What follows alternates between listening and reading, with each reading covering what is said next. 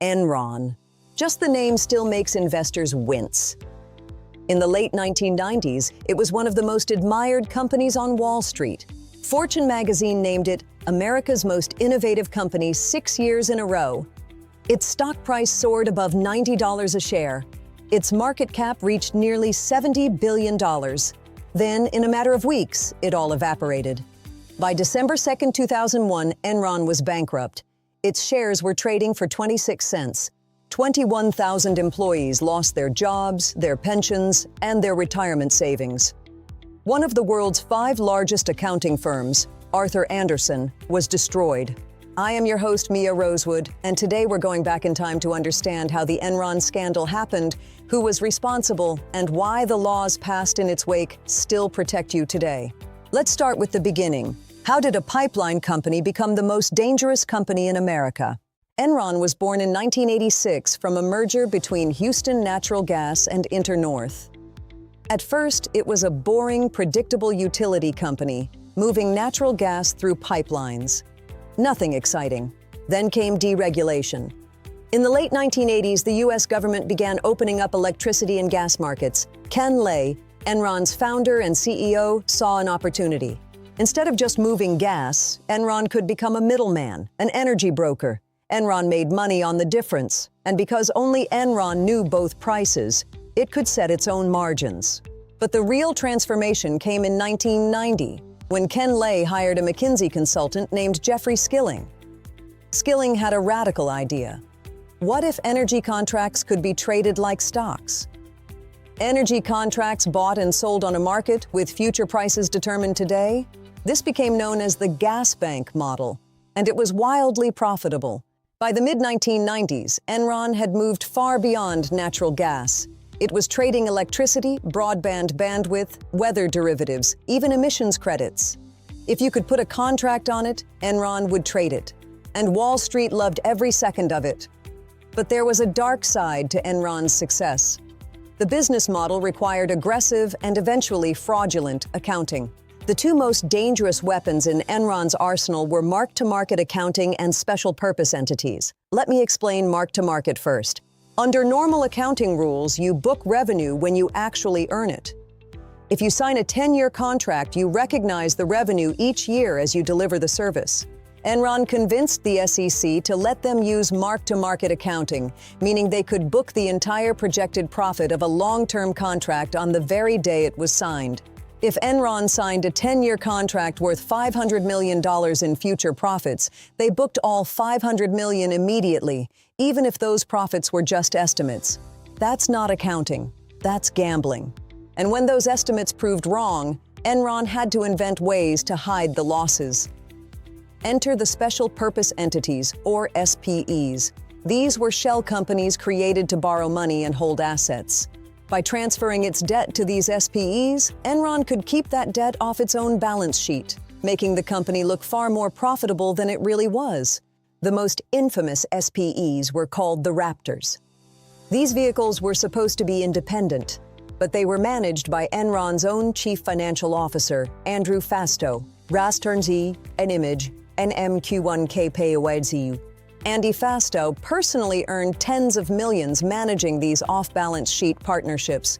He was literally betting against his own employer because he knew the truth. Enron used the Raptors to hide over $1 billion in losses. This wasn't just aggressive accounting, it was a criminal conspiracy. To understand Enron, you have to understand the 3 men at the top. First, Kenneth Lay, Agro-Image DMKN9. He was the founder, the chairman, and the public face of Enron. In Houston, he was a beloved philanthropist. But behind the scenes, Lay created a culture where the only thing that mattered was the stock price. He told employees to keep buying Enron stock even as he personally sold over 350,000 shares for more than $20 million. Second, Jeffrey Skilling, Gaudargin Image, 36AA7 Skilling built Enron's trading business and became CEO in February 2001. He pushed Enron to take bigger and bigger risks. When the house of cards started trembling, Skilling resigned in August 2001. Then there was Andrew Fastow, the numbers genius who made it all work. Fastow created the SPEs and personally profited from the fraud. He was brazen enough to guarantee himself millions in profits before any actual business was done. But not everyone at Enron was blind to the fraud. In August 2001, a senior vice president named Sharon Watkins wrote an anonymous letter to Ken Lay warning him that the company would implode. Watkins laid out exactly how the SPEs were being misused. Instead of investigating, Lay consulted lawyers about how to fire her. The firing never happened, but the implosion did. The collapse happened with terrifying speed. August 14, 2001, Jeffrey Skilling resigns as CEO. He tells analysts his departure has nothing to do with Enron. The stock drops to a 52-week low. October 16, 2001, Enron announces a third-quarter loss of $618 million. October 22, the SEC opens a formal inquiry.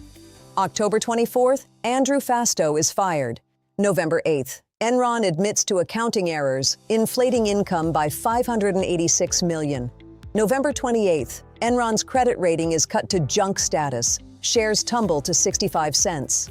December 2, 2001, Enron files for Chapter 11 bankruptcy. It is, at the time, the largest corporate bankruptcy in U.S. history. 21,000 employees lost their jobs. Many lost their entire retirement savings. The stock had traded above $90 just a year earlier. Now it was 26 cents. And the pain wasn't over, because next came the fall of Arthur Andersen. Audit fees were $52 million a year. The relationship was incestuous. Andersen auditors had permanent desks at Enron headquarters. People just thought they were Enron employees.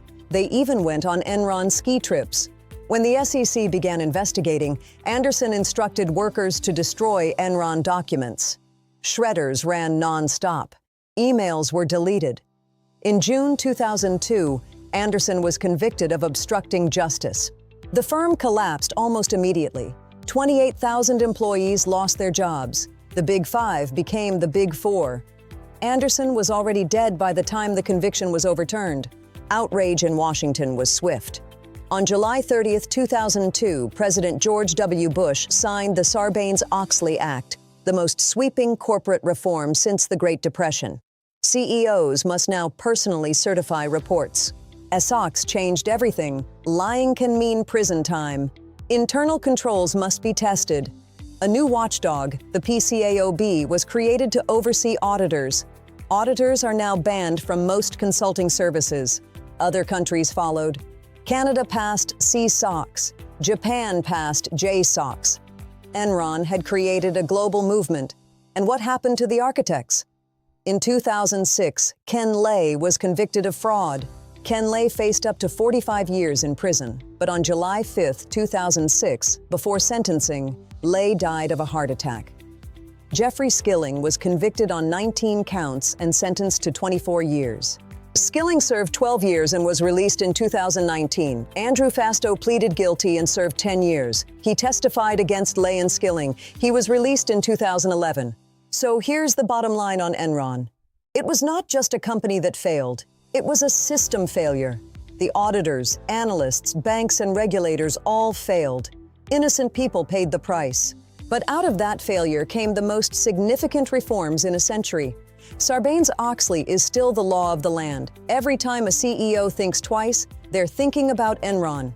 Behind every statement are real people. The greatest lesson? Behind every financial statement are real people, real pensions, real lives. Enron forgot that, and it was destroyed because of it. Hit like and subscribe for more deep dives. Leave me a comment. Do you think Sarbanes-Oxley went far enough? Or has it just created more paperwork? I'll see you in the next video. Spotlight Business Report, data-driven, fearless, fueled. The following content is for educational purposes and does not constitute financial advice. See you next time on the Spotlight Business Report.